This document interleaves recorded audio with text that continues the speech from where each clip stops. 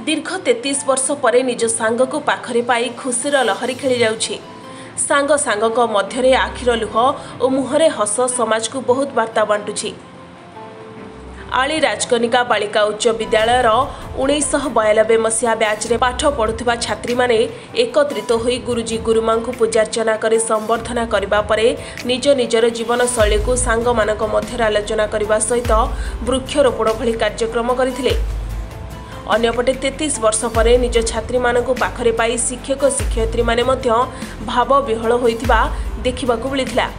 आमर यहाँ 1992 रो बैच रो आमे गर्ल्स स्कूल में पढ़ुतलु से बैच रो आमर गेट टुगेदर करछु। दीर्घ 33 वर्ष पर आमे आमर जति के गुरुजी आ गुरुमा माने अछंती तांको आमे तो देखि पाउनु एमती गेट टुगेदर कले समस्त संगे मिसी पारिबु आ तांकर आशीर्वाद रु आमे माने सब कोठी के पहुंची चंती सेथिपई आमे एटा गोटे गेट टुगेदर करछु। सेटा तो कहि होबनी खुशीटा तो माने हृदय भितर आसेटा माने भाषा रे प्रकाश करि होबनी किंतु आम भितर जो खुशी आसूची आम भितर आपण मैंने देखी पार्थिबे आम केते खुशी अच्छु माने भाषा रे प्रकाश कर पारबोनी। आम बहुत खुशी अच्छु।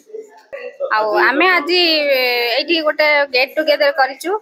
आमर सब सांग माने आमे बहुत मासे 2 मास हला बहुत सब बेले फोन ने कांटेक्ट रखिकी सार मान सहित कांटेक्ट रखिकी आमे आज ए भोज ए जो सभाटा आयोजन करिछु।